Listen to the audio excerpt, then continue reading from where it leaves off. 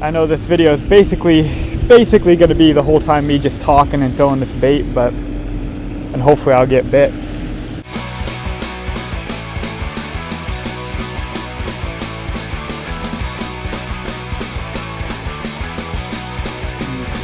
There's about a 2-pounder right there, just came up and crushed it.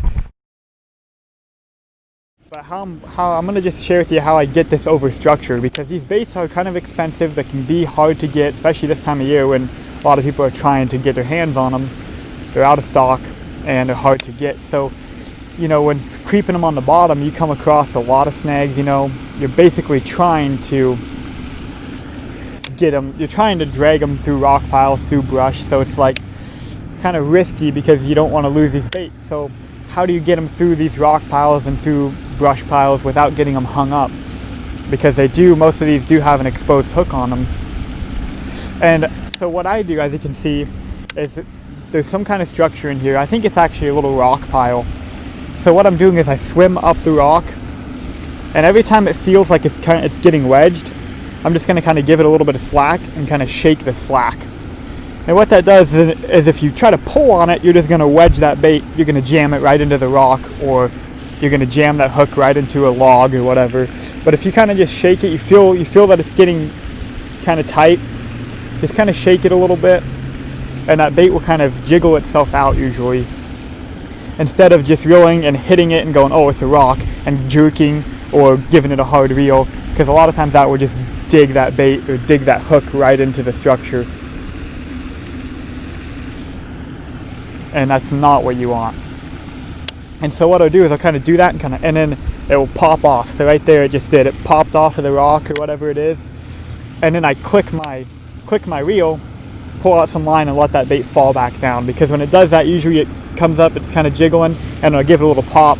It pops off, and then now you're off the bottom, and what you want to be is right on the bottom. So I'll click that spool and let it drop back down to the bottom. You always want this bait to be just barely moving around right on the bottom.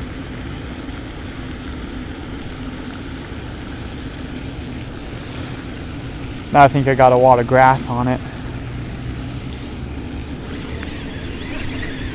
I got a bunch of grass on it now. And that's what I was saying with this lake. It's hard to fish because I don't know, for whatever reason, it usually doesn't, but for whatever reason, this last year, the grass just got horrible in here. I don't know if it's because like it didn't get that cold last winter, so it like didn't give a chance, it didn't like kill off the grass, or what, I don't really know, but it's really kind of a pain in the butt to fish. Once I get out far enough and I get past the grass, I'm okay. But then once I get in close and I start hitting that grass, it's basically I might as well reel in like that, because otherwise that bait's just going to be all tangled in the grass and not look natural. And the thing is you want these fish to see your bait as natural as possible. If you've got a bunch of grass hanging on there, they're going to know that it's not right. And then the next time they see it, they'll be like, well, last time I saw that thing, it had a bunch of grass on it, so why would I eat it now? You know, that's kind of how I think about it. Like, you want to present it to them right. You know, you don't want to go out there and present a bait to them wrong, because that's how the fish get smarter, because then they learn, oh, but it's not real. You want to present the bait as realistic as possible over and over, so that fish can't figure it out. These fish, I mean, you could say I'm giving them more credit than they deserve, but these fish, especially in like a pond like this, they're very pressured in the summertime.